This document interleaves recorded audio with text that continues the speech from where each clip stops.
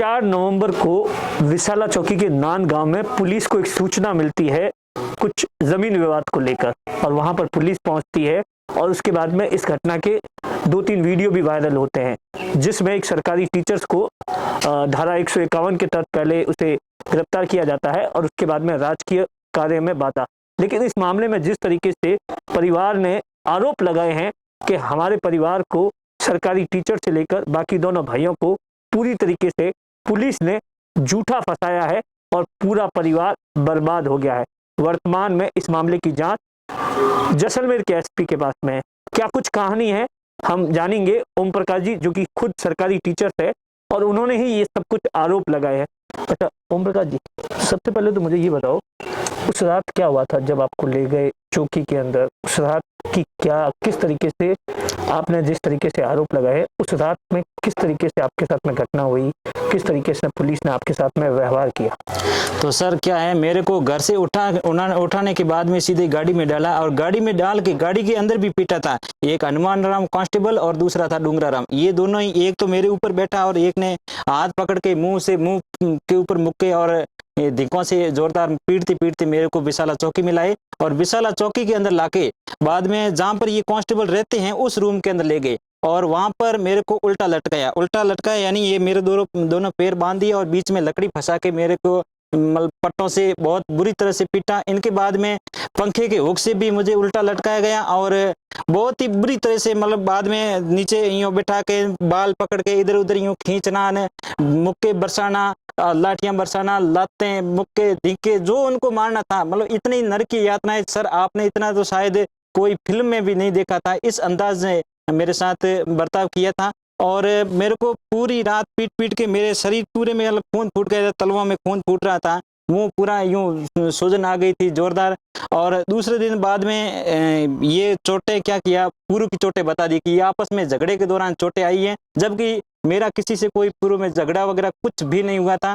मैंने उस झगड़े की वो मेरे काका ने क्या किया, चीने तोड़ने के बाद में घर पर पत्थर बरसाने शुरू कर दिए। तब मैंने सूचना दी थी। सूचना कहाँ दी? ग्रामीण थाने के अंदर, क्योंकि मुझे पहले पता था ये विशाला चौकी में लगा हुआ एएसआई भंवरलाल बिश्नोई, इन्होंने मेरे ऊपर आंख बांध रखी थी।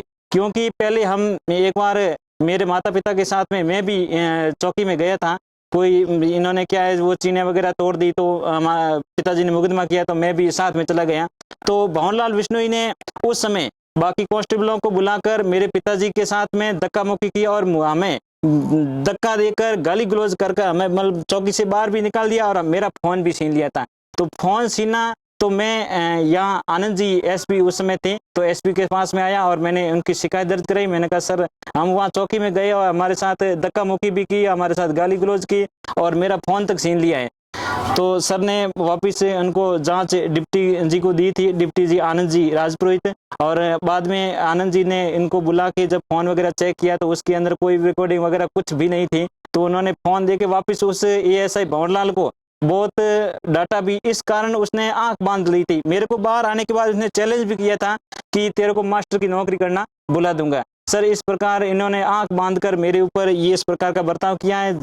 जबरदस्ती घर के अंदर घुसे और घर के अंदर घुसकर, घर के अंदर की क्या घटना थी? क्या मोबाइल में वीडियो कौन बना रहा था? किस तरीके से पुलिस को किस बात पे गुस्सा आ गया? सर सबसे पहले मैं पूरी घटनाक्रम आपको बताता हूँ। ये पहले चौकी से आए तब पहले सबसे पहले काका के घर गए थे। काका जी के घर जाने के बाद में काका जी को साथ में लेकर उनको कुछ बातें बता के ऐसा अपने उस मौके के ऊपर बर्ताव करना है।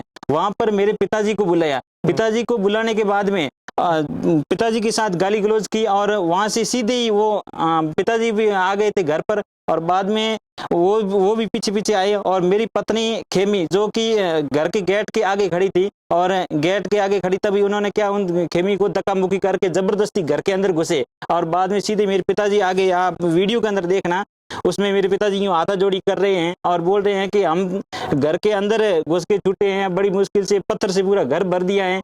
तो उन्होंने सीधे भंवरलाल ने ये कहा कि कर्म फूटे आपके, ना आप जानो आपका काम जाने, हम क्या करें, उस मास्टर कहाँ है, उस मास्टर को पकड़ के लेके आओ। जैसे यूं चैलेंज कर रहे हैं कि मैं तेरा इलाज कर दूंगा, क्यों, ये जैसी गाली गलौज कर रहे थे ना। तो मैंने क्या किया, वीडियो बनाना शुरू कर दिया। मेरे को ये भनक लग गई कि अब मुझे ये झूठा फंसाएंगे, इसलिए मैंने मेरे बचाव के लिए वीडियो बनाया। तो ये वीडियो से मतलब बहुत ज्यादा चिढ़ गए और उत्तेजित होकर वो सीधे ही दौड़कर कमरे के अंदर आए। कमरे के अंदर आते ही इन्होंने मेरे साथ मारपीट करना शुरू कर दी। सीधे ही आते ही मुंह पे मुक्का मारा और फोन छीनने लगे। तो इतने में मेरी पत्नी और मेरे पिताजी बीच में आ गए, हाथाजोड़ियां करने लगे कि ये तो बाहर भी नहीं निकले, आप इन्हें क्यों पीट रहे हो? अगर आपको चौकी ले जाना है, थाने ले जाना है तो हमें ले जाइए, ये तो बाहर ही नहीं निकला, आपको सूचना देके इतना बड़ा क्या कोई गुनाह कर दिया, आप इन्हें क्यों ले जा रहे हो, क्यों इनको पीट रहे हो बिना वजह? तो जैसे ही मैंने मेरा फोन मेरी पत्नी को दिया तो मेरी पत्नी ने ये फोन क्या है ब्लाउज के अंदर यहाँ डाल दिया था। तो जैसे ही फोन लिया तो कांस्टेबल हनुमान राम ने उस महिला के बाल पकड़े और चोटी पकड़ के उसके ऊपर बैठ गया। ऊपर बैठ के बाद में वो फोन छीनने लगा। जितने में मेरे पिताजी भी आए बीच बचाव, तो भंवरलाल एएसआई ने उसने पिताजी को लात मारी और वो नीचे गिर गई। क्योंकि मेरे पिताजी बुजुर्ग हैं, बीमार हैं, 70 साल उनकी आयु है।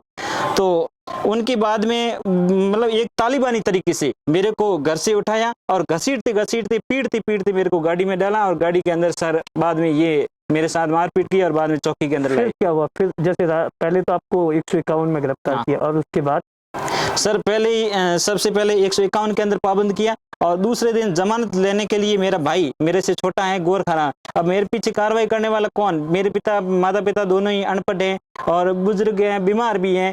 तो मेरे भाई वो क्या जमानत लेके आया जेल के आगे। तो भाई को पता थोड़ा ही था कि ये और उन्होंने कोई मुकदमा बना रखा है। तो जैसे ही वो जेल के आगे आया तो बाइक की चाबी निकाल के और भाई का हाथ पकड़ लिया। जैसे ही मैं भी जेल से बाहर निकला तो मेरा भी हाथ पकड़ लिया और वापिस ग्रामीण थाने के अंदर ले गए। उस समय मेरे भाई के पास फोन थे, मेरे और मेरा भाई का दोनों का फोन छीन के रात को मतलब हमारे साथ वहां भी मारपीट की। मारपीट करके पासवर्ड लिया जबरदस्ती पासवर्ड। क्यों? हमने मना कर दी थी हम पासवर्ड नहीं देंगे फोन के, आप हमें पकड़ लिया, आप फोन से क्या लोगे? तो उन्होंने जबरदस्ती क्या पासवर्ड नहीं दो, पट्टा लेके आए। पट्टा लेके लाने के बाद हमें डर है कि आप पासवर्ड नहीं दोगे तो हम पीटेंगे। उस भंवरलाल ने पीटा, उससे भी हम बुरा पीटेंगे, नहीं तो पासवर्ड दे दो। तब हमने क्या डर के मारे पासवर्ड दे दिए। तो पासवर्ड लेने के बाद में उन्होंने क्या किया, वीडियो जो अंदर कोई रिकॉर्डिंग वगैरह थी वो सब कुछ उड़ा दी और मेमोरी कार्ड अभी भी उनके पास ही है। तो दोनों फोन से मेमोरी कार्ड निकाल लिए और उनके बाद में हमें उस बैग के अंदर डाल दिया। उसके बाद में रात को 9-1 बजे करीबन ये तुखाराम एसआई ये आया और हमें कहा कि आपके 5 नाम है पूरे और 5 लाख रुपए दे दो तो आपके नाम निकल जाएंगे, नहीं तो ये रुलोगे, आपकी नौकरी जाएगी, बाकी ये भाइयों की सब बर्बाद होंगे। हमें ये 5 लाख रुपए दोगे तो आपका ये मामला हम सुलझा देंगे। जेल में कितने दिन रहे? जेल में सर 15 दिन रहे थे हम। हाँ। उसके बाद किस तरीके से फिर आपकी नौकरी आपको सरकार ने सस्पेंड कर दिया या क्या किया? जैसे ही जेल से बाहर आया, जेल से बाहर आने के बाद मैंने भी इधर उधर भाग दौड़ शुरू कर दी। तो बाद में ये तो एक प्रक्रिया होती है, विभाग को निलंबित करना पड़ता है क्योंकि जो पुलिस ने मेरे पर झूठा मुकदमा लगाया है तो उस मुकदमे के तहत सरकार को भी आगे कार्रवाई करनी पड़ती है, इसलिए उन्होंने निलंबित किया और निलंबित करके मेरा हेडक्वार्टर अभी सिवाना कर दिया है।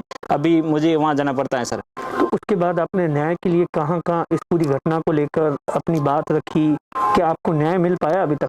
राजस्थान के अंदर मुझे जहाँ जाना था वहाँ सर मैं गया हूँ। जैसे सबसे पहले एसपी साहब के पास में गया, एसपी साहब के बाद में जिला कलेक्टर के बाद में गया, जिला कलेक्टर के बाद में आईजी के पास में गया, आईजी के बाद में डीआईजी वहाँ गया था और वहाँ एक अतिरिक्त महानिदेशक सतर्कता वहाँ बीजू जॉर्ज जोसेफ उनके पास भी गया था, मानवाधिकार आयोग के पास भी गया था, महिला आयोग के पास भी गया था। जहाँ जाना था सर मैं न्याय की गुहार लगा के आया हूँ। अभी तक सर ऐसा सुनने में आ रहा है कि एसपी साहब जैसलमेर के पास मेरी ये जांच पत्रावली गई है, अभी तक कोई कार्रवाई हुई नहीं है। मुझे विश्वास है कि एसपी साहब हमारे साथ न्याय जरूर करेंगे। क्या क्या मांगे आपकी? सर मेरी मांगे हैं कि हमें झूठा फंसाया, कोई एक भी आज इस मुकदमे में जो पुलिस ने हमारे ऊपर मुकदमा लगाया है इसमें सर 1% भी अगर हमारे ऊपर कोई आरोप लग जाए तो मैं फांसी खाने के लिए सर तैयार हूँ, मेरा परिवार फांसी खाने के लिए तैयार है। अगर हमारे कोई एक भी इतने परसेंट भी मतलब 1% भी गलती अगर हमारी मिल जाए तो हम फांसी खाने तक तैयार हैं। हमें बेवजह इस मुकदमे में फंसाया और हमें प्रताड़ित कर रहे हैं। हम दुखी हैं, माँ बाप दोनों बीमार हैं, वो वहाँ रो रहे हैं, हम 3 भाई यहाँ बैठे हैं, क्या करें, कहाँ जाए। घटना अब के बाद में परिवार का क्या हाल है, किस तरीके से पूरा परिवार बिखर गया है? बहुत- आपकी नौकरी या भाई किस चीज की तैयारी कर रहे थे? बहुत ही सदमे में है मेरे माता पिता दोनों को, क्यों IBP पेशेंट हैं दोनों ही, तो वो सदमे में बेचारे रो रहे हैं, क्या करें, कहाँ जाएं, किसके पास जाएं।